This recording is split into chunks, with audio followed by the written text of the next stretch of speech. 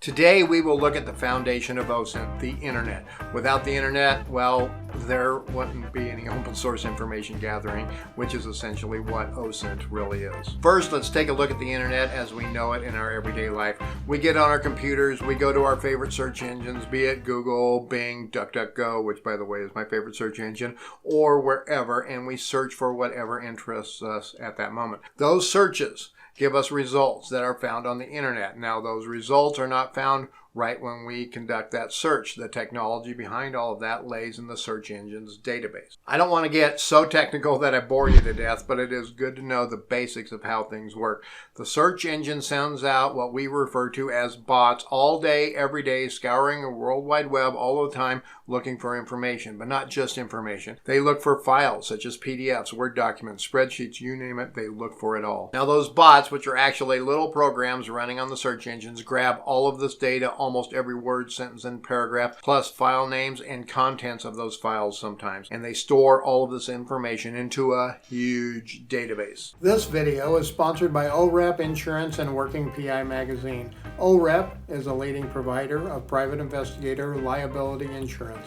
Visit orep.org for a quote today. That database is where the search engine goes when you hit the enter button on your search to find relative information regarding what you are searching for. And this database is huge. It is estimated that there are nearly 2 billion with a B billion websites on the internet right now. Okay, let's take a graphical look at the internet as we know it today. I like to look at the internet like a giant mountain. We will use Mount Fuji in our example today. Everything is stuck inside this giant ever-growing conglomeration we affectionately call the World Wide Web, or the internet. Everything from every search engine and website you go to is in that conglomeration. This includes Google, Bing, DuckDuckGo, my favorite search engine. Did I mention that? As well, every website that you go to. That includes Facebook, YouTube, Amazon, and everything else. If a company has a website, it is in there. If your competitor has a website, it is in there. If the subject of your investigation has information on the internet, it is out there and it is available for you to find. Now, when we search our favorite search engines, it looks at information that is derived from the internet as we know it. But what about the deep web and the dark web? Where is that information stored?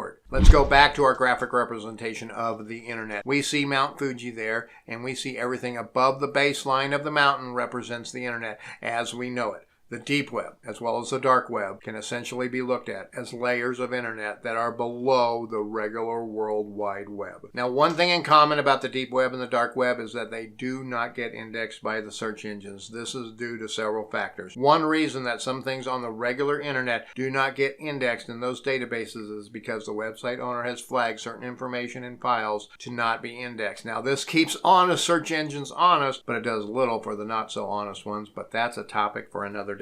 The search engines also cannot access pages that are password protected. So if you have a page on your website that has a login page on it, the bot cannot get past the login. Thus, it cannot index any of those pages. This holds true for directories that are password protected, so the bots cannot look at any of those files in that directory and files that are password protected as well. So all of the information search engines gather is in the mountain above the baseline. Now, all of that other information is below the baseline in what we call the deep web. So if a website that has a directory that is forbidden by robots.txt to be looked at, search engines will not have access to that directory or any files or directories inside of that directory.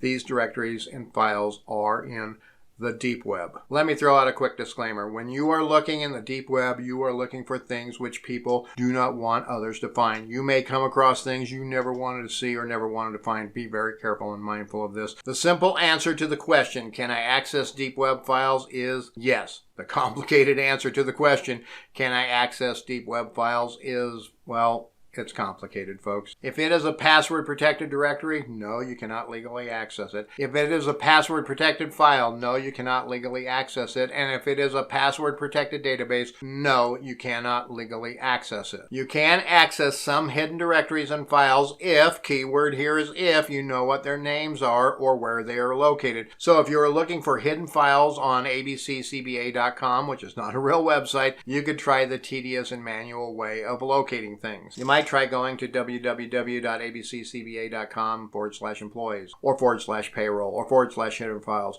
or whatever you think they might have used for a file name or a directory name. But what if you don't know where to look? This is where it can get a bit tricky, folks. One quick way to look at a website is to see what they have listed in their sitemap. Go to the website. You can use mine for an example, www.fcoinvestigations.com/sitemap.xml. This brings up a list of some, not all, but some of the directories on the website. Webmasters use this tool to tell the search engine bots where to look, how often to look, and what the priority of each of those pages or directories is. Another great way to find some directories to start snooping around in is to just search for them. If I search for fcoinvestigations.com, inside of quotation marks, and the search engine will bring up all of the pages and directories the search engine has listed for that site, as well any other sites that have that website listed. Now, these methods will help you find directories and files that are basically in the open source or listed in search engines and would generally be considered public in nature. Other methods, which I will not go into detail today, such as utilizing brute force tools, port scanning, etc., would be considered illegal. So even if you found anything there, it would not be admissible in court as it is obtained illegally. Let's now explore the difference between the deep web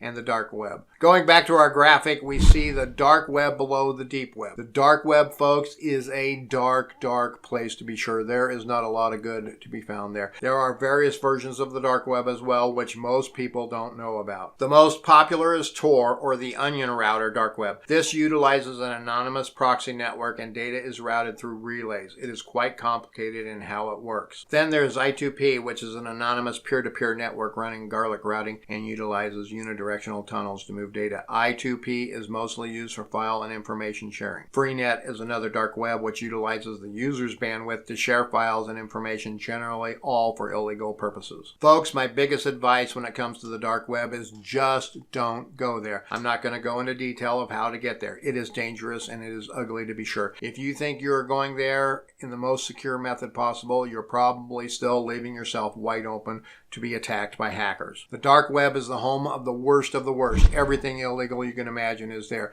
hiding and waiting for the unsuspecting. Many hackers use the dark web to lure people in just to gain access to their computers, systems, and information. No virus protection protects you in the dark web. No firewall protects you in the dark web. No VPN protects you in the dark web. Just stay away, folks. If you really think there is info to be found on the dark web, then go to a vetted expert investigator that specializes in dark web intelligence gathering and hire them. And no, I am not the go-to guy for that. The dark web is not indexed by any means. The way it is developed, it is not really able to be indexed. The closest thing it gets to indexing are sites which call themselves Wikipedias or directories, but they are really just some collection of sites that they want you to go to.